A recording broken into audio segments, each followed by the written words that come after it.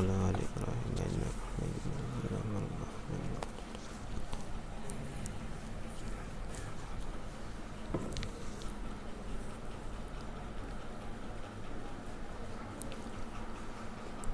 السلام علیکم ورحمۃ اللہ وبرکاتہ. ان الحمد للہ نحمده ونستعینه ونستغفره ونؤمن به ونتوکل علیہ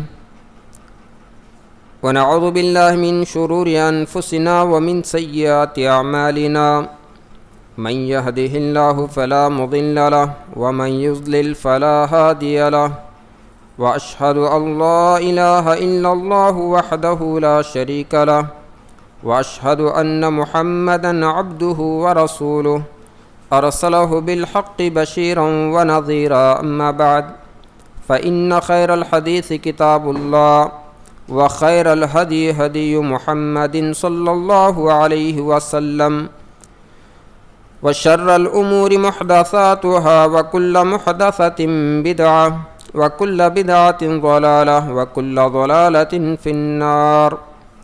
فأعوذ بالله السميع العليم من الشيطان الرجيم من همزه ونفخه ونفثه. بسم الله الرحمن الرحيم. يا أيها الذين آمنوا اتقوا الله حق تقاته ولا تموتن إلا وأنتم مسلمون. يا أيها الناس اتقوا ربكم الذي خلقكم من نفس واحدة وخلق منها زوجها وبث منهما رجالا كثيرا ونساء واتقوا الله الذي تساءلون به والأرحام إن الله كان عليكم رقيبا. يا أيها الذين آمنوا اتقوا الله وقولوا قولا سديدا يصلح لكم أعمالكم ويغفر لكم ذنوبكم ومن يطع الله ورسوله فقد فاز فوزا عظيما. وقال الله تعالى في موضع آخر وقالوا لا تذرن آلهتكم ولا تذرن ودا ولا سواع ولا يغوث ويعوق ونسرا. وقال الله تعالى إنا وجدنا آباءنا على أمة وإنا على آثارهم مقتدون.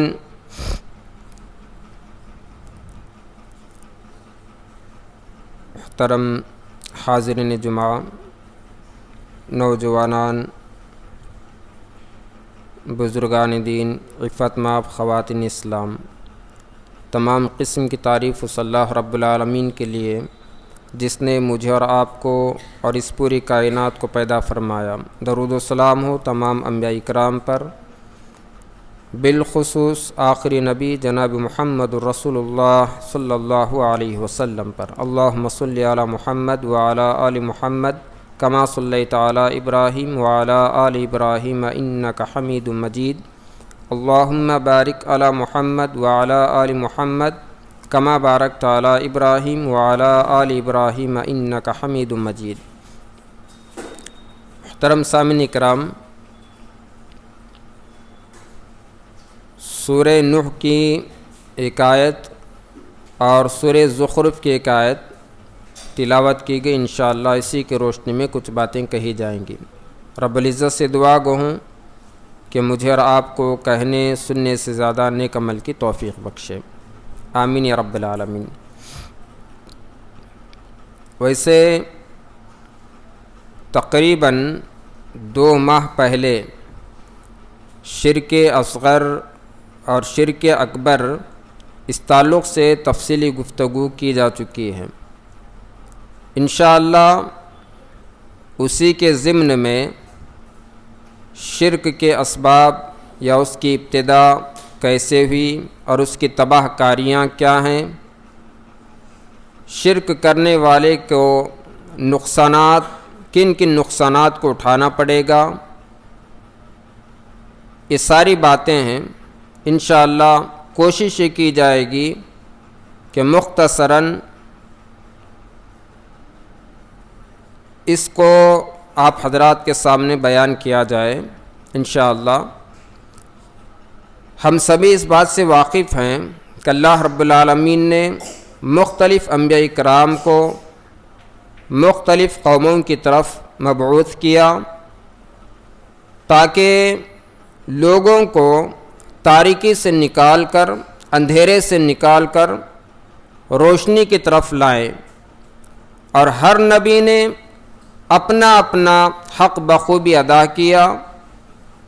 جس قوم نے بھی اللہ اور اس کے رسول کی تکذیب کی، جھٹلایا، انکار کیا، اللہ رب العالمین ان لوگوں پر اپنا عذاب نازل کیا، اور جو لوگ اللہ اور اس کے رسول کی اطاعت و فرما برداری کیے، یعنی کہ بات کو مان لیا، اللہ تعالیٰ انہیں دنیا میں عروج عطا کیا اور اللہ تعالیٰ ان سے راضی بھی ہوا، وہ لوگ جنت کے حقدار بھی بن گئے۔ ہم اور آپ اس بات سے بھی واقف ہیں کہ اللہ رب العالمین کا عذاب جب جب نازل ہوا یا جب جب نازل ہوتا ہے تو کس طرح کی تباہی مچ جاتی ہے، کس طرح سے لوگ ہلاک و برباد ہو جاتے ہیں اور کن کن پریشانیوں اور حادثات کا شکار بنتے ہیں، اس بات سے ہم بخوبی واقف ہیں۔ برادران اسلام، اللہ رب العالمین نے حضرت نوح علیہ السلام کو جب مبعوث کیا، اس وقت اس قوم کی حالت کیا تھی اور وہ لوگ کس طرح سے شیطان کے بہکاوے میں آ کر کے شیطان کے گمراہ کردہ راستوں کو اختیار کر کے اپنی عاقبت برباد کر لی، یہ ساری چیزیں ہیں۔ ویسے ابتدا جو شرک کی ہوئی، سبب جو پہلا بنا، وہ قوم نوح یعنی نوح علیہ السلام کی قوم، جہاں سے شرک کی ابتدا ہوتی ہے، اور کیسے ہوتی ہے جس کا تذکرہ اللہ تعالیٰ نے قرآن مجید میں پارہ 29 سورہ نوح کے اندر کیا۔ سب سے پہلے شیطان ہم لوگوں کے لیے یعنی کہ مسلمانوں کے لیے وہ کس طرح کا حربہ استعمال کرتا ہے اور کس طرح سے انسان کو گمراہ کرتا ہے، وہ بات بھی جان لینی چاہیے۔ وہ آگے سے بھی گمراہ کرے گا، پیچھے سے بھی، اور دائیں جانب سے بھی، بائیں جانب سے، ہر طرح سے لوگوں کو گمراہ کرے گا، اور آخر میں اللہ رب العالمین سے وہ یہ بھی کہے گا کہ اللہ، میں نے تیرے بندے پر زور زبردستی تو نہیں کی تھی، بس راستہ اس کو بتلایا، وہ کرتا گیا، میں بتاتا گیا، یہاں تک کہ انسان قبر تک جا پہنچتا ہے، اس وقت تک بھی اس کے پیچھے شیطان لگا رہتا ہے۔ اور یہ بات بھی آپ لوگ اچھے سے جانتے ہیں، اللہ رب العالمین نے جب حضرت آدم علیہ السلام کو بنایا، اس کے بعد تمام فرشتوں کو سجدہ کرنے کا حکم دیا، سبوں نے سجدہ کیا سوائے ابلیس ملعون کے، شیطان مردود کے، جس نے انکار کیا تھا، اور اس وقت اس نے اللہ رب العالمین سے یہ کہا تھا کہ اللہ، مجھے قیامت تک زندہ رکھنا، تا قیامت میں زندہ رہوں گا۔ اللہ تعالیٰ نے اسے چھوٹ دے دی، جا بھی تو رہ لے، اور پھر اس نے یہ بھی کہا، اے اللہ، میں تیرے بندوں کو سیدھے راستے سے بہکاؤں گا، گمراہ کروں گا۔ اللہ رب العالمین نے کہا، چل ٹھیک ہے، لیکن یاد رکھنا، جو نیک بندے ہیں، پکے سچے مومن موحد مسلمان ہیں، ایسے لوگ کبھی گمراہ نہیں ہوں گے۔ اس وقت سے ہی برابر انسان کا سب سے بڑا دشمن بن بیٹھا شیطان، اور لوگوں کو گمراہ کر رہا ہے۔ تو حضرت نوح علیہ السلام کے قوم کے پاس اس شیطان نے آ کر کے لوگوں کو ورغلایا اور کہا کہ دیکھو، تمہارے آبا و اجداد میں پہلے والے بزرگ لوگ تھے، نیکوکار تھے، ان لوگوں کی تم تصویر بناؤ یا پھر مورتی بناؤ۔ صرف بنانے کا حکم دیا، بنانے پر ابھارا، مورتی بنائی گئی، اور ایک طرف رکھ دیا گیا۔ اس کے بعد پھر جب وہ لوگ انتقال کر گئے، اس کے بعد ان کی جو نسل تھی ان لوگوں کے اندر یہ گمراہی پھیلائی کہ یہ جو بت ہیں تم اپنی مجلسوں میں رکھو، اپنی مجلسوں میں رکھو، انہیں یاد کرتے رہو کیونکہ یہ تمہارے بزرگ تھے، نیکوکار تھے۔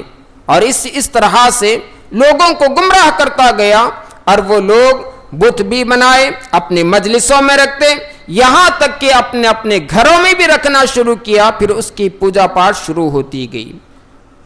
صحیح بخاری کو اٹھائیں، حضرت ابن عباس رضی اللہ عنہ کی تفسیر اور دیگر علماء ائمہ کرام کے اقوال، دیگر ساری چیزوں کو کہ شیطان نے کیسے لوگوں کو گمراہ کیا اور کس طرح سے بہکایا، لوگوں کی مورتیاں کیسے بنائی۔ اللہ رب العالمین نے قرآن مجید میں سورہ نوح میں اسی بات کی وضاحت کی کہ 5 طرح کے بت جو نیکوکار تھے، نیک لوگ تھے، بزرگ تھے، ایسے لوگوں کی بت بنانے کا حکم دیا۔ ان لوگوں کو بتوں کو تراشا گیا باقاعدہ، ود، سواع، یغوث، یعوق، نصر، یہ 5 طرح کے بت تھے جن کی پوجا پاٹ شیطان نے کروائی، اور قوم نوح وہ شیطان کے بہکاوے میں آ کر کے پوجا پاٹ شروع کر دی، گمراہ ہوتے گئے۔ آج بھی دور حاضر میں ہمارے نام نہاد مسلمان بھائی جو کہ بیشتر طور پر گمراہ ہو چکے ہیں، اپنے بزرگوں کے آستانوں پر جا کر کے باقاعدہ ہاتھ جوڑ کر یا پھر تعظیم کا نام دے کر کے، تعظیمی سجدے کا نام دے کر کے اپنا ماتھا ٹیکتے ہیں، ان سے دعا مناجات کرتے ہیں۔ ان سے کہا جائے کہ بھئی یہ سب کیوں کرتے ہو، وہ سنتے نہیں، ان کے اندر وہ طاقت نہیں ہے، لیکن جواب یہ ہوتا ہے کہ بھئی ہمارے بزرگ تھے، آبا اجداد تھے، نیکوکار تھے، ہماری فریاد وہ سنیں گے اور پھر رب کے پاس جا کر کے ہماری فریاد کو رکھیں گے۔ ایسی بات ہوتی ہے نا، اللہ تعالیٰ نے اس کا بھی ذکر کیا۔ سورہ زخرف کے اندر اللہ تعالیٰ نے فرمایا اِنَّا وَجَدْنَا آبَاءَنَا عَلَىٰ أُمَّةٍ وَإِنَّا عَلَىٰ آثَارِهِمْ مُقْتَدُونَ۔ لوگ کیا کہتے ہیں جی؟ لوگ یہ کہتے ہیں کہ ہمارے آبا و اجداد جس طرح سے چلتے آ رہے ہیں، وہ لوگ جس راستے کو اختیار کیے ہوئے تھے اسی راستے پر ہم بھی چل رہے ہیں۔ اب بھلا بتاؤ جی، ہمارے باپ دادا کیا جھوٹے تھے، غلط تھے، وہ گناہگار تھے؟ پھر انہوں نے جس راستے کو اختیار کیا ہم کیوں نہ کریں؟ ہم جو ہے اس کو ترک کیوں کر دیں؟ بہو اسی طرح کی باتیں جو قوم نوح نے کی تھی۔ اس کے بعد نبی اکرم صلی اللہ علیہ وسلم کے دور میں بھی اسی طرح کی باتیں ہوا کرتی تھی۔ نبی صلی اللہ علیہ وسلم کے دور میں عرب کے اندر بھی انہی بتوں کی پوجا ہوتی، یہاں تک کہ ہر گھر کے اندر اپنے ماننے والوں نے، اپنے بزرگ کو ماننے والوں نے ایک بت تراشا اپنے گھر میں رکھ لیا، اس کی پوجا پاٹ شروع کر دی، چاہے لات ہو، منات ہو، عزا ہو، یہ ساری بتوں کے نام ہیں۔ اس طرح سے اپنے طور پر اللہ رب العالمین نے ہمیں عقل سلیم سے نوازا ہے، اللہ تعالیٰ نے ہمیں سوچنے سمجھنے کا مادہ دیا، اور دل کیا کبھی یہ گوارا کرتا ہے کہ اپنے باپ کی تصویر بنا کر کے اس کے سامنے سر بسجدہ ہوں، اس سے دعائیں مانگیں؟ اور لوگوں نے اس قدر گمراہ کر دیا، محبت کے نام پر، تعظیم کے نام پر اس قدر گمراہ کر دیا علماء سوء نے کہ بھئی یہ کوئی شرک نہیں ہوتا، ان سے فریاد کرنا، ان سے مانگنا، چاہے اولاد ہو، رزق ہو یا دیگر چیزیں ہو، شرک نہیں ہوتا کیونکہ نیکوکار تھے۔ اور پھر ہمیں یہ جاننے کی ضرورت ہے کہ قرآن مجید کے اندر اللہ تعالیٰ نے قوم نوح کا تذکرہ کیا، اور وہ قوم برباد کیوں ہوئی، تباہ کیوں ہوئی؟ اس وجہ سے کہ انہوں نے یہی بات کہہ کر کہ اپنے آبا و اجداد کے نقش قدم پر ہم چلتے آ رہے ہیں، انہوں نے بھی ایسے ہی کیا تھا، ہم بھی کر رہے ہیں۔ غلط کیا ہے بھائی؟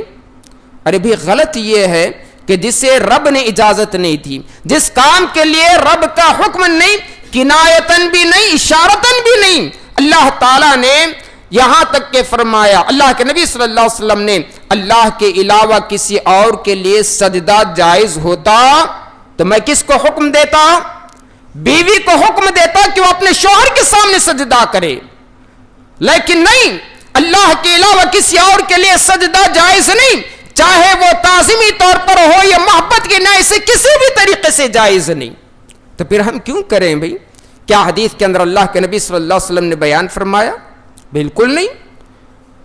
عیسائیوں کی طرح کیوں کرتے ہو؟ عیسائیوں نے سورہ مریم کو اٹھائیں، اللہ رب العالمین نے عیسائیوں کے تعلق سے بیان فرمایا اور عذاب کی دھمکی دی کھلم کھلا طور پر۔ کہا اللہ رب العالمین نے عیسائیوں نے رب کو، عیسائیوں نے حضرت عیسیٰ علیہ السلام کے تعلق سے کہا کہ رب نے ایک اپنا بیٹا بنا لیا ہے، اور پھر اللہ تعالیٰ نے فرمایا انہوں نے اتنی بڑی سخت بات کہہ دی، ایسی بڑی بات کہہ دی کہ جس کی بنا پر آسمان پھٹ جائے، زمین شک ہو جائے، زمین کا سینہ چاک ہو جائے۔ اور پھر جو ہے اللہ رب العالمین نے دیگر آیات کے اندر قرآن مجید میں مختلف طریقے سے عذابات کی دھمکیاں سنائی۔ عیسائیوں نے یہ بات کہی، نعوذ باللہ من ذالک۔ اجی اللہ تعالیٰ پاک ہے، اللہ تعالیٰ اکیلا ہے، اس کا کوئی ساجھی ساتھی ہمسر نہیں ہے، وہ تنہا ہے، تنہا تھا، تنہا رہے گا، اور وہ حی و قیوم ہے، ہمیشہ زندہ رہنے والا، قائم رہنے والا، اس سے کبھی موت بھی نہیں آتی جی۔ اور پھر اللہ تعالیٰ ہی سب کچھ نوازنے والا، کسی اور کے سامنے جا کر کے سجدہ روز کیوں ہوتے ہو؟ تو برادران اسلام، اللہ تعالیٰ نے ہمیں سمجھنے کا مادہ دیا، ہم سمجھیں۔ کسی کی باتوں میں آ کر کے کوئی عالم کہہ رہا، کوئی مفتی ملا یا کوئی بڑا بزرگ، اس کی بات کو سننے کے بعد بھی آدمی تحقیق کرے، قرآن مجید کو اٹھائے، احادیث کو اٹھائے، اس کے اندر اللہ تعالیٰ نے کیا فرمایا ہے، نبی کریم صلی اللہ علیہ وسلم نے کیا فرمایا ہے، اس کو دیکھیں، اس کے بعد پھر خود فیصلہ کریں۔ اس پہ مار پیٹ کرنے، جھگڑا کرنے، یا پھر کسی پر جو ہے تہمتیں لگانے، الزامات تراشنے، یا جا کر کے ہنگامہ آرائی کرنے، فساد پھیلانے والی کوئی بات نہیں ہے۔ بس سمجھنے والی بات ہے کہ کوئی کہہ دے غلط ہے کہ صحیح ہے، اس کو تحقیق کر کے عملی جامہ پہنانا۔ ترک کرنا ہے فلاں چیز کو تو ترک کر دیں، اگر اسے اپنانا ہے تو اپنائیں۔ ہمیں قرآن سکھلاتا، اسلام ہمیں تعلیم دیتا ہے۔ تو برادران اسلام، مشرکین مکہ کا عقیدہ بھی تھا، وہ لوگ بھی اللہ کے علاوہ کسی اور کی پوجا پاٹ کرتے تھے، کسی اور سے دعائیں مناجات کرتے، لات، منات، عزا، ان ساروں کے سامنے جا کر کے بدفعلی نکالنا ہو یا فعل نکالنا، اچھا یا برا فعل نکالنا، ان سے اولادیں مانگنا، رزق مانگنا، یہ ساری چیزیں ہیں۔ اور پھر جو ہے نبی صلی اللہ علیہ وسلم کے نبی رسول بنا کر مبعوث کیے جانے کے بعد کے حالات کو جب ہم دیکھتے ہیں تو اللہ کے نبی صلی اللہ علیہ وسلم نے ان کو سمجھایا، بتلایا کہ بھئی شرک کیا ہے، توحید کیا ہے، توحید پرست آدمی کے ساتھ کیا معاملہ کیا جاتا ہے، شرک کرنے والوں کا انجام کیا ہوتا ہے، ساری باتیں دھیرے دھیرے کر کے اللہ کے نبی صلی اللہ علیہ وسلم سمجھاتے گئے۔ اور ایک بات یہ بھی ذہن میں رکھیں، قرآن اور حدیث پر مکمل طور پر عمل پیرا ہونے والے موحد مسلمان یہ جانتے ہیں کہ کوئی آدمی غلط کر رہا ہے، شرکیہ امور کو انجام دے رہا ہے، کفریہ کاموں کو کر رہا ہے، جا کر کے اسے زبردستی سے منع نہیں کریں گے، اسے جا کر کے ایک دم جھڑکنا، مار پیٹ کا معاملہ آستین چڑھاؤ نہیں جی، سب سے پہلے اسے سمجھائیں، نصیحت کریں۔ قرآن مجید میں اللہ تعالیٰ نے اس کا بھی ذکر کیا ہے، ادعو الی سبیل ربک بالحکمت والموعظۃ الحسنہ۔ دعوت کیسے دو گے جی؟ بھئی شرک کر رہا ہے، جا کر کے اسے ایک دم زور سے کہو تو کر رہا سو غلط ہے، یہ شرک ہے بھئی نہیں کرنا، چھوڑ دے اسے، نہیں، تسلی سے، اطمینان سے اسے سمجھاؤ۔ اللہ کے نبی صلی اللہ علیہ وسلم حضرت معاذ بن جبل رضی اللہ عنہ کو یمن کا گورنر بنا کر کے بھیجتے ہیں۔ اس وقت آپ نے انہیں نصیحت کی تھی، کیا آپ نے یہ کہا کہ جا کر کے ان کے ساتھ لڑائی کرو، انہیں مارو پیٹو، بات نہیں مانتے تو قتل کر دو؟ نہیں، آپ نے سب سے پہلے کیا کہا؟ جا کر کے انہیں نصیحت کرو، انہیں یہ دعوت دو لا الہ الا اللہ، اللہ کے علاوہ کوئی معبود نہیں، اور محمد صلی اللہ علیہ وسلم اللہ کے بندے، اس کے رسول، سمجھاؤ۔ جب وہ سمجھتے ہیں اس کے بعد اسٹیپ بائی اسٹیپ دوسرے جو رکن ہیں، اسلام کے ارکان ہیں، اس کی تعلیم دو۔ سمجھانے، نصیحت کرنے کی تعلیم اللہ کے نبی نے دی ہے۔ تو سب سے پہلے ہمیں کوئی آدمی شرک اور کفر میں مبتلا ہے تو اسے نصیحت کر کے اس راستے سے ہٹا کر سیدھے راستے پر لانے کی تلقین کرنا ہے، اسے راغب کرنے کی حتی المقدور کوشش کرنی ہے۔ باقی ہدایت دینے والا تو اللہ تعالیٰ ہے، ہماری کوشش ہم کریں گے، ہدایت اللہ تعالیٰ کے اختیار میں۔ تو غرض کے اللہ کے نبی صلی اللہ علیہ وسلم کے دور میں بھی لوگوں کو دھیرے دھیرے سمجھاتے گئے، اللہ تعالیٰ نے لوگوں کے دل و دماغ میں سمجھ ڈالتا گیا اور وہ ہدایت یافتہ ہو گئے۔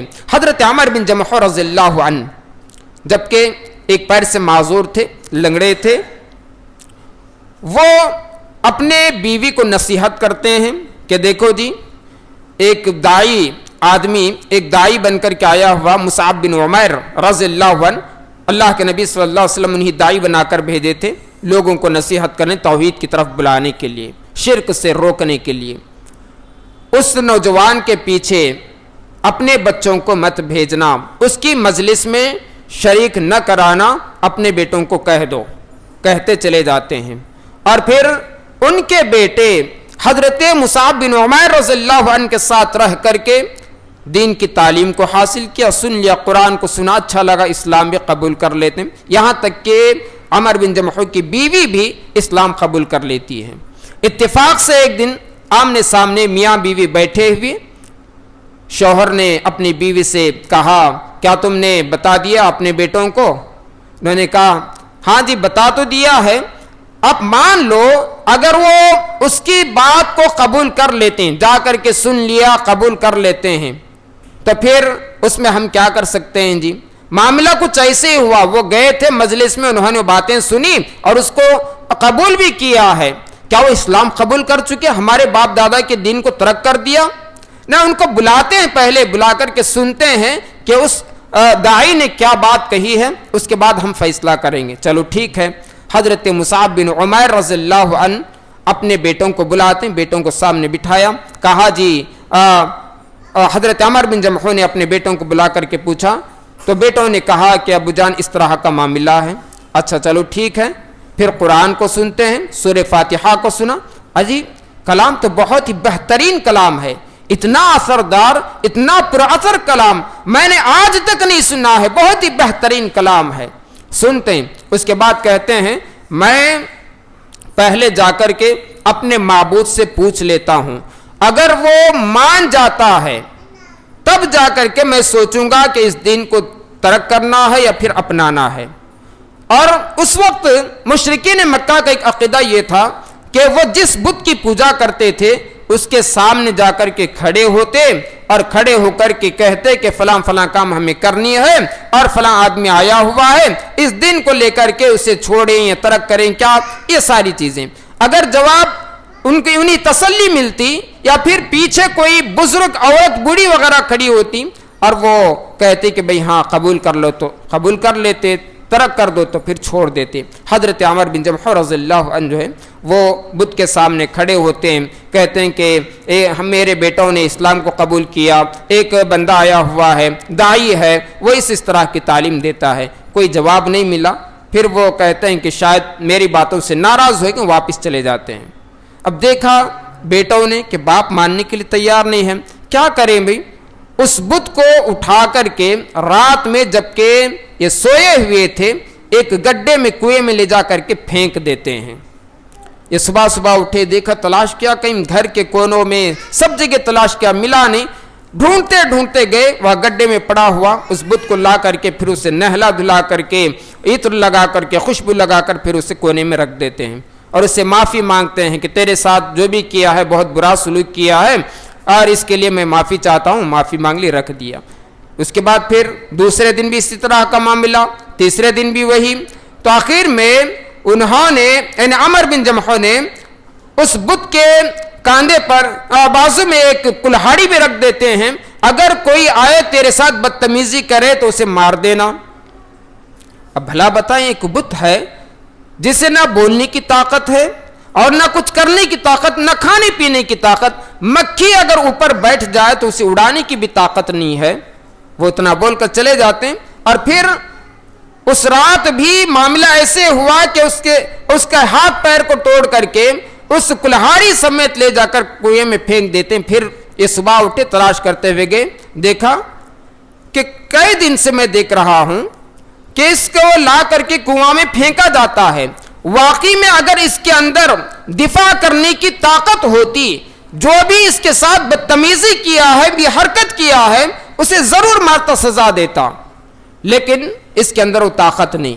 پھر اسے وہیں پڑا رہنے دیتے, گھر آئے اور پھر اسلام قبول کر لیتے ہیں, مشرف با اسلام ہو گئے. حضرت عمر بن جمح لمبا چوڑا تفصیلاً واقعہ ہے, یہاں تک کہ جب جنگ احد غزوہ احد آیا, اس وقت انہوں نے اللہ رب العالمین کی راہ میں لڑ کر شہید ہونے کی تمنا کی. ان کے اندر ایک شوق سا پیدا ہوا. اللہ کے نبی نے کہا کہ تم ایک پیر سے معذور ہو, پیچھے ہو جاؤ, تمہیں جانے کی ضرورت نہیں ہے, تمہارے ارادے تمہاری نیت کے مطابق اللہ تعالیٰ تمہیں ثواب عطا کر دے گا. لیکن پھر بھی وہ نہیں مانتے ہیں. آخر میں اس جنگ کے اندر وہ شہید بھی ہوئے, اللہ شریک بھی ہوئے, لڑتے لڑتے شہید بھی ہو گئے. اللہ رب العالمین نے انہیں شہید کا مرتبہ بھی دیا. غرض کے بتلانے کا مقصد یہ ہے کہ اللہ رب العالمین نے انسان کو سوچنے سمجھنے کا مادہ دیا ہے. اللہ تعالیٰ نے اتنی سمجھ دے رکھی ہے, صحیح کیا ہے غلط کیا ہے اس کو اندر تفریق کر سکے, پہچان سکے. باوجود اس کے ہماری عقل پہ عقل مار کھا گئی کہ ہم لوگ سمجھنے کی بجائے جوش جذبات میں آ کر کے فلاں اس طرح کی بات کہہ دی, ہمارے بزرگوں کے خلاف کہہ دیا, فلاں کے خلاف کہہ دیا, اور پھر ہنگامہ فساد برپا کر دیتے ہیں. درست نہیں ہے جی, ایسے نہ کرو, ایسے مت کرو. قرآن کھولو. قرآن ہر انسان کے لیے اللہ تعالیٰ نے نازل کیا ہے, صرف کسی مولوی مولانا کے لیے نہیں, اور کسی بزرگ پڑھے لکھے آدمی ہی کے لیے نہیں. ایسے آدمی کے لیے بھی جو لکھنا پڑھنا نہیں جانتا, وہ آدمی بھی اس انسان کے پاس بیٹھے جو پڑھنا لکھنا جانتا ہے اور کہے کہ بھئی فلاں آدمی نے اس طرح کا بیان دیا, فلاں اس طرح کی بات کہی, قرآن کھول کر کے ہمیں بتلاؤ قرآن کی آیت کیا کہتی ہے. اسے پڑھاؤ اور سنو, اس کے اندر غور و فکر کرو, تدبر کرو. اللہ تعالیٰ نے آسانی کا معاملہ کیا ہے. قرآن کے اندر آسان الفاظ میں ہمیں سمجھایا ہے کہ ہم خود بخود اس کے اندر سمجھ بوجھ کر کے اپنے راستے کو چن سکتے ہیں کہ گمراہی کا راستہ کون سا ہے اور پھر جو ہے جنت کی طرف لے جانے کا راستہ کون سا ہے, ہم خود سمجھ سکتے ہیں. تو برادران اسلام, اللہ رب العالمین نے شرک کے تعلق سے واضح طور پر بیان فرمایا. حضرت نوح علیہ السلام کی قوم جو کہ شیطان کے بہکاؤ میں آ کر کے گمراہ ہو گئی, اور اسی کی دیکھا دیکھی پھر عرب کے اندر بھی وہ وبا پھیلی, اور پھر آج بھی لوگ جو ہے اسی طرح سے شرک میں مبتلا ہیں. بس فرق اتنا سا ہے, وہ بتوں کو تراش کر کے اپنے بزرگوں کا نام دے کر کے ان کی پوجا کیا کرتے تھے, ان کے سامنے سر جھکا کرتے تھے. آج ہم ان کے بت تو نہیں بناتے, البتہ ان کی تصاویر کو اپنے گھروں کے اندر لگاتے ہیں, تبرکن ہو یا پھر جو ہے کسی اور ناحیے سے کسی اور فائدے کا سوچ کر کے, اور پھر تصاویر نہ صحیح, تصاویر نہ بھی ہوں, لیکن ہم ضرور کسی ایسے مزار پر, کسی ایسے آستانے پر جا کر کے اپنے سر کو جھکاتے ہیں جہاں انسان کی سوچ یہ ہوتی ہے جہاں جانے سے ہماری ساری مرادیں, تمنائیں, ارادیں پوری ہو جائیں گی, اولاد بھی ملے گا, رزق بھی ملے گا, ساری چیزیں. لیکن شیطان کس طرح سے گمراہ کر رہا ہے, یہ اس کا گمراہ کرنے کا حربہ ہے, آدمی وہ سمجھ نہیں پاتا. بہرحال آدمی کو, ہم مسلمانوں کو چاہیے کہ ہم لوگ ایسی چیزوں کو ترک کر دیں جس کا تذکرہ ہمیں نہ قرآن میں ملتا ہے اور نہ حدیث کے اندر, اور یہ سمجھیں کہ نوح علیہ السلام کی قوم بتوں کو پوجا کرتی تھی, وہ اپنے ہاتھوں سے تراش کر کے, اور اس کے بعد آج ہم جو ہے بتوں کو نہ تراشتے ہوئے تصاویر کو یا نقلی قبریں وغیرہ بنا کر کے اس پر جا کر اپنا ماتھا ٹیکتے ہیں. یہ غلط ہے. بس اللہ تعالیٰ نے ہمیں جس چیز کا حکم دیا ہے اسی کے مطابق ہم زندگی بسر کریں گے. اپنی من مانی زندگی بسر کرنے والوں نے اپنی تباہی بربادی دیکھ لی ہے, اللہ تعالیٰ کے عذابات کو دیکھ لیا, اور پھر اللہ رب العالمین اس کی نافرمانی اور اس کے ساتھ کسی اور کو شریک ٹھہرانے پر قوموں پر کس طرح کا عذاب نازل کیا, اس کا بھی ذکر قرآن مجید میں موجود ہے. جیسے بطور مثال کے طور پر حضرت نوح علیہ السلام کی قوم کو ہی لے لیجئے. حضرت نوح علیہ السلام کی قوم نے اللہ اور اس کے رسول کا انکار کیا، حد سے زیادہ شرک میں مبتلا ہو گئے.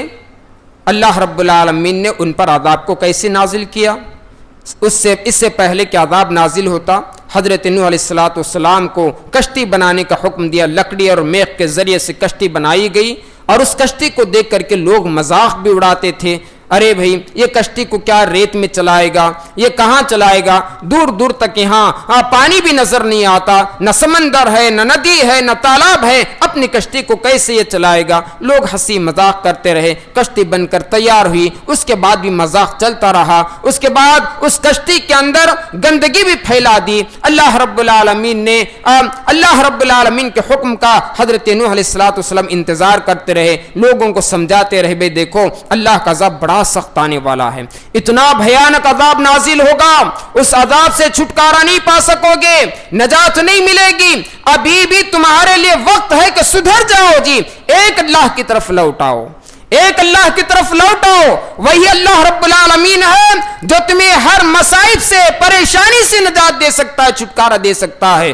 اگر تم ایک اللہ کو مان لو گے، کامیابی تمہارے قدم چومے گی. اللہ ساری نعمتیں دے گا، عذاب جہنم سے بھی نجات مل جائے گی، دنیا کے عذابوں سے بھی تمہیں نجات مل جائے گی.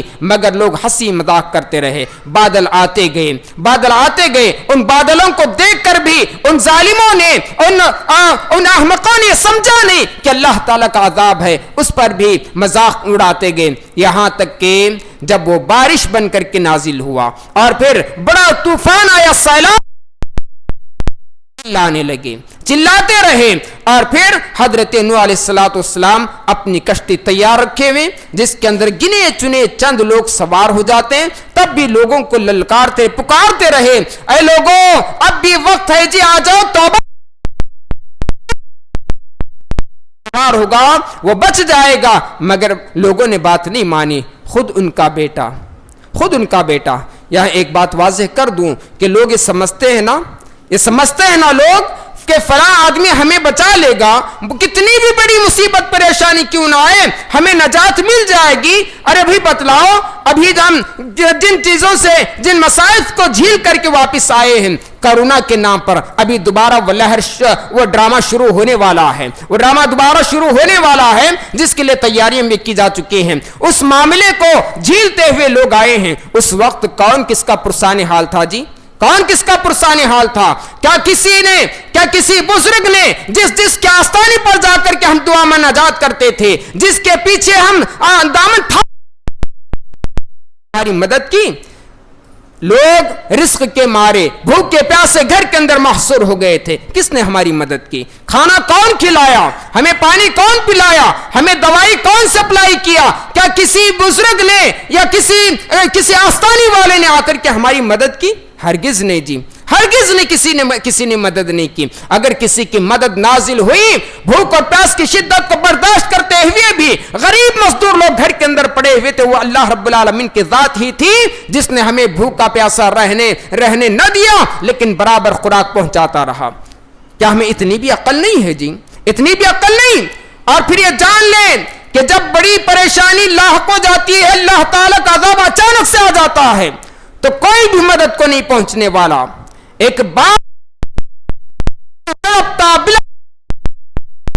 اور کتنے ایسے لوگ تھے اس بیماری کے شکار ہونے کے بعد، ایک ماں بہنیں سب کے سب جدا ہو گئے، دور ہو گئے. کہیں ایسا نہ ہو کہ ہم اسے جا کر کے پکڑ لیں، وہ بیماری ہمیں لگ جائے، ہماری موت واقع ہو جائے. سارے لوگ پیچھے ہوتے گئے. کیا اس بات کا بھی ہمیں اندازہ نہیں؟ کیا اس بات کا بھی ہم سوچ نہیں سکتے؟ اللہ تعالیٰ نے ہمیں اتنی بھی عقل نہیں دی. اور پھر وہی ہوا، ایک باپ کے آنکھوں کے سامنے، ایک ماں کے آنکھوں کے سامنے، کسی کا بیٹا، کسی کی بیٹی، کسی کا بھائی، جسے لے جا کر کے جانوروں کی طرح گھسیٹتے ہوئے لے جا کر کے گڈھے میں پھینک دیا گیا. اور حضرت نوح علیہ السلام کو دیکھو جی، ایک باپ اپنے بیٹے کے لیے ترستا ہے. ایک باپ سے گڑ گڑاتا ہے، اے اللہ آنکھوں آنکھوں کے سامنے غرق ہونے والا اپنے بیٹے کو پکارتے ہیں بیٹا آ جانا، بیٹا کفریہ کاموں کو چھوڑ، اس کشتی کے اندر سوار ہو جا تو بچ جائے گا. لیکن بیٹے نے کیا کہا؟ اللہ کا عذاب، یہ عذاب آیا نا، یہ طوفان، اس بارش سے سیلاب چڑھ جاؤں گا. درخت پر چڑھا اور پھر کہا کہ وہاں بھی بچ نہیں پاؤ گے. کہا پہاڑ پر چڑھ جاؤں گا لیکن میں اپنی جان بچا سکتا ہوں. پھر ایک اللہ کی طرف لوٹ کر آنے کی بات اس نے نہیں کی. ایک باپ کے آنکھوں کے سامنے بیٹا غرق ہو جاتا ہے جی، لیکن باپ اپنے بیٹے کو نہیں بچا سکتا، نہ اس کی کوئی رشتہ دار بچا سکتی ہیں، نہ بیوی بچا سکتی ہے، نہ ماں. ساری ہلاک و برباد، اس سے بڑھ کر کے ایک جگر کا ٹکڑا تب لگتا ہو تو پھر باپ کے اوپر کیا بیتتی ہے، ماں کے اوپر کیا بیتے گی، اس بات کا تو ہم اندازہ لگا سکتے ہیں نا. تو برادران اسلام، شرک کرنے والا اللہ رب العالمین کے عذاب سے نجات نہیں پا سکتا. اللہ رب العالمین کا عذاب اچانک سے نازل ہو جائے اس سے چھٹکارا نہیں پانے والا جی، وہ تباہ برباد ہو جائے گا. حضرت نوح علیہ السلام کی کشتی میں جتنے لوگ سوار تھے وہ بچ گئے، اور جو لوگ اس کشتی سے باہر تھے یعنی کہ جنہوں نے اللہ اور اس کے رسول کی نافرمانی کی، اللہ کے عذاب میں غرقاب ہو گئے، ڈوب گئے، مر گئے. اللہ تعالیٰ کا عذاب نازل ہوتا ہے تو یہ معاملہ ہوتا ہے. اب سوچو کہ کس کے ہاتھ میں یا کس کے اختیار میں ہے موت دینا اور پھر زندگی دینا. کسی کو پریشانی سے نجات دینے والا کون ہے اور پھر پریشانی میں مبتلا کرنے والا کون ہے، بیمار ہو جائے تو پھر شفا دینے والا کون ہے، رزق سے آدمی محروم ہے تو رزق دینے والا کون ہے، اولاد دینے والا کون ہے. دیگر ساری چیزوں کے تعلق سے سوچ سمجھ کر کے دیکھو، اس کے بعد خود فیصلہ کر لینا. ٹھنڈے دماغ سے بیٹھ کر کے ساری چیزوں کے تعلق سے غور و فکر کر کے آدمی کسی ایک نتیجے پر پہنچے، اور پھر وہ بھی پہنچنا ہے تو پھر صراط مستقیم کے راستے کو ہی. اور پھر یہ بات یاد رکھیں، نبی اکرم صلی اللہ علیہ وسلم کے دور میں جبکہ مکہ فتح ہو گیا تھا، مکہ فتح ہوا، اللہ کے نبی صلی اللہ علیہ وسلم اور صحابہ اکرام مکہ میں داخل ہوتے ہیں. اس وقت لوگ بھی ذوق در ذوق اسلام میں داخل ہونے لگے، اور ابو جہل کا بیٹا اکرمہ وہ جو ہے ڈر کے مارے کہیں ایسا نہ ہو کہ ہمیں مار نہ دے، قتل نہ کر دیں، کیونکہ اللہ کے نبی صلی اللہ علیہ وسلم اور صحابہ اکرام پر ہم نے بے تحاشا ظلم کیا ہے اور انہیں بہت ذلت دیا ہے، وہ ہمیں چھوڑیں گے نہیں، ڈر کے مارے بھاگ نکلتا ہے. اور پھر کشتی پر سوار ہوا، سمندر میں کشتی چل رہی ہے، کشتی ڈگمگانے لگی. اس وقت اس نے کس کو پکارا اور اس کو نجات دینے والا کون تھا؟ اور وہ مشرکین مکہ کا عقیدہ بھی یہ تھا، یہ بتوں کی پوجا پاٹ بھی ہم برائے نام کرتے ہیں، لیکن نجات جب بھی کوئی مصیبت آتی تو وہ ایک رب کو ہی پکارتے تھے، ایک رب کو ہی پکارتے تھے، اور وہی رب نجات دینے والا، ہر چیز سے رزق کا مالک بھی وہی ان لوگوں کا عقیدہ تھا. لیکن پھر بھی اپنے آبا و اجداد کے نام پر، یعنی آبا و اجداد کا دین سمجھ کر کے وہ لوگ بھی کرتے ہیں، ہم بھی کرتے آ رہے ہیں اسی طرح کی بات کہہ کر کے ان بتوں کی پوجا کرنے والے. تو یہ اکرمہ بن ابی جہل کشتی ڈگمگانے لگی، اس وقت اس نے اللہ رب العالمین کو پکارا کہ اللہ تیرے علاوہ کوئی ایسی ذات نہیں، کوئی ایسی ہستی نہیں جو ہمیں نجات دے سکے. اے اللہ اگر تو مجھے نجات دے دے گا، یہ کشتی کنارے پر پہنچا دے گا، اللہ میں اسلام قبول کر لوں گا، میں تیری طرف لوٹ آؤں گا، میں نبی اکرم صلی اللہ علیہ وسلم کے لائے ہوئے دین کو اختیار کروں گا. اللہ رب العالمین سے عاجزی و انکساری کے ساتھ دعا کرتا، اللہ نے قبول کر لیا، کنارے پر آیا. تو پھر اس وقت سیدھا اکرمہ بن ابی جہل رضی اللہ عنہ اللہ کے نبی صلی اللہ علیہ وسلم کی خدمت میں آ کر کے اسلام قبول کر لیتے. نجات دینے والا کون جی؟ مصیبت پریشانی کے وقت میں بچانے والا کون؟ اولاد دینے والا، رزق دینے والا کون؟ اللہ تعالیٰ کی ذات ہے. پھر سمجھتے کیوں نہیں جی؟ سمجھتے کیوں نہیں ہے؟ ان ساری چیزوں کو ترک کر دو اور بس اتنا سمجھ لو کہ بتوں کی پوجا کرنا وہ لوگ اپنے ہاتھوں سے تراش کر کے کرتے ہیں. ہم لوگ نقلی قبریں بنا کر کے کسی کا نام دے کر یا پھر کسی بزرگ کا نام دے کر تصاویر کو گھر میں لگا کر آویزاں کر کے ہم اس کے سامنے اپنا ماتھا ٹیکتے ہیں، یا پھر اس کو دیکھ کر کے اسی طرح سے جیسے نوح علیہ السلام کی قوم ابتدا میں ان کو دیکھ کر کے باہر کام کے لیے نکل جاتے. ہمارے مسلمان بھی ایسے کرتے ہیں. صبح صبح اٹھے، سب سے پہلے نماز تو ترک، ہماری نماز تو چھوٹ جاتی ہے، نماز کی طرف دھیان نہیں جاتا، لیکن سب سے پہلے جا کر کے اس کے سامنے ہاتھ جوڑتے ہیں، یا پھر کم از کم اپنے انگلیوں کو چوم چاٹ کر کے اس پر ہاتھ پھیر کر کے اس طرح کا کام کر کے اس سے نکل جاتے ہیں۔ غلط طریقہ ہے جی، ایسے نہ کرو۔ تصاویر کو آویزاں کرنا گھر میں، رحمت کے فرشتے بھی گھر میں داخل نہیں ہوتے، برکت بھی نکل جاتی ہے اور الٹا اللہ تعالیٰ کے عذاب کے مستحق بن جائیں گے۔ بہت ساری باتیں ہیں، مزید یہ کہ اللہ رب العالمین کا عذاب کس طرح سے نازل ہونے والا ہے اور کیسے نازل ہوتا ہے اور اس سے کیا کیا نقصانات ہوتے ہیں، یہ ساری باتیں ہیں۔ اعمال کیسے برباد ہوتے ہیں، آدمی جب شرک کرنے لگتا ہے سب سے زیادہ بے غیرت انسان بن جاتا ہے، اور اس کے اندر بے غیرتی کیسے پیدا ہوتی ہے۔ اسی طرح سے انسان جو ہے شرک کرنے والا مغفرت سے بھی محروم ہو جاتا ہے، رزق سے بھی محروم ہو جاتا ہے، اللہ تعالیٰ کی بنائی ہوئی جنت سے بھی انسان جو محروم ہو جاتا ہے، یہاں تک کہ قیامت کے دن اللہ کے نبی صلی اللہ علیہ وسلم کی شفاعت بھی اس سے نصیب نہیں ہوتی، اس سے بھی محروم ہو جاتا ہے۔ قیامت کے دن مزید جو ہے شرک کرنے والے کے ساتھ بہت سارے مصیبتوں پریشانیوں کا سامنا کرنا پڑتا ہے۔ یہ ساری چیزیں ہیں، انشاءاللہ اگلے جمعہ یا پھر اس کے بعد جب موقع ملے گا اس کی وضاحت کی جائے گی۔ بطور خلاصہ کے خلاصہ کلام یہ کہ شرک جو ہے سب سے بڑا گناہ ہے، ان الشرک لظلم عظیم، شرک سب سے بڑا گناہ، اور شرک کی ابتدا نوح علیہ السلام کے قوم سے ہوا، اس کے بعد پھر عرب کے اندر پھیلا، عرب کے اندر بھی بے شمار بتوں کو لوگ بنا کر کے پوجا پاٹ کرتے تھے، یہاں تک کہ خانہ کعبہ کے اندر بھی 360 بت رکھے گئے تھے۔ فتح مکہ کے دن اللہ کے نبی صلی اللہ علیہ وسلم چھڑی سے ایک ایک کو کر ایک ایک جو ہے گراتے گئے، اس طرح سے وہ جو ہے پھر جو اللہ کے نبی صلی اللہ علیہ وسلم نے شرک وہاں مٹایا۔ لیکن جن لوگوں کے دل و دماغ میں یہ باتیں پیوست ہو گئی تھیں، اسلام کو جنہوں نے قبول نہیں کیا، مکہ چھوڑ کر کے بھاگ نکلے، اور پھر وہ لوگ دھیرے دھیرے اپنے آبا و اجداد کے دین پر ہی قائم ہوتے گئے اور شرک میں مبتلا ہوتے گئے۔ اور پھر جو ہے شرک کوئی آدمی کرتا ہے، اللہ کے ساتھ کسی اور کو شریک ٹھہراتا ہے، شرک میں ملوث ہو جاتا ہے، اللہ تعالیٰ کا سخت ترین عذاب نازل ہوگا، جیسے نوح علیہ السلام کے قوم پر عذاب کو نازل ہوا تھا، اور اس کے بعد دیگر قومیں جو برباد ہوئیں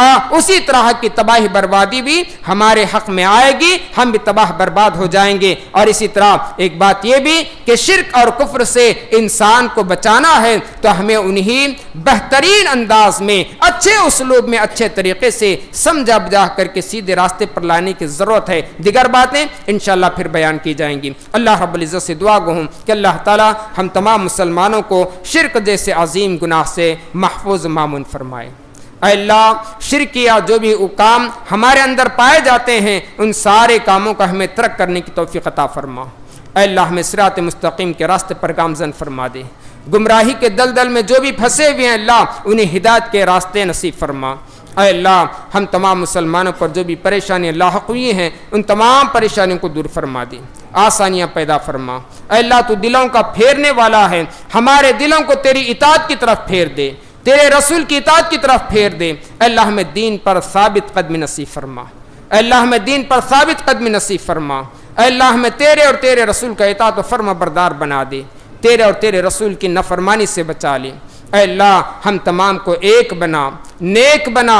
اے اللہ، ہمیں پکا سچا موحد مسلمان بنا دے، توحید پرست بنا دے۔ اے اللہ، ہمیں مشرکین سے محفوظ فرما، مشرکانہ عقائد سے ہمیں دور فرما دے۔ اے اللہ، ہم تمام مسلمانوں کو دنیا اور آخرت کے رسوا کن عذاب سے بچا لے، دنیا اور آخرت کے رسوا کن عذابات سے بچا لے، دنیا اور آخرت کی بھلائیاں نصیب فرما۔ اے اللہ، اب دوبارہ سے جو بیماری کو پھیلانے کا ڈرامہ رچا جا رہا ہے یا پھر واقعی میں بیماری ہے، اے اللہ اس وبا سے ہمیں محفوظ مامون فرما دے، ساری انسانیت کو اے اللہ اس وبا سے بچا لے۔ اے اللہ، جہاں کہیں بھی مسلمان پریشان حال ہیں ان کی پریشانی کو دور فرما دے، جو بیمار ہیں شفائے کلی عطا فرما، جو مقروض ہیں اللہ قرض ادا کرنے کی استطاعت نصیب فرما۔ اے اللہ، ہم تمام کو عذاب قبر سے محفوظ فرما دے، میدان محشر کے ہولناکیوں سے بچا لے، نبی کائنات کی شفاعت قیامت کے دن ہمارے حق میں قبول فرما لے، نبی کائنات صلی اللہ علیہ وسلم کے ہاتھوں قیامت کے دن جام کوثر نصیب فرما، عذاب جہنم سے نجات دے دے، جنت الفردوس میں جگہ عنایت فرما، جب تک ہمیں زندہ رکھ، ایمان و اسلام پر زندہ رکھ، خاتمہ بالخیر فرما، آمین۔ سبحان ربک رب العزت عما یصفون وسلام علی المرسلین والحمد للہ رب العالمین۔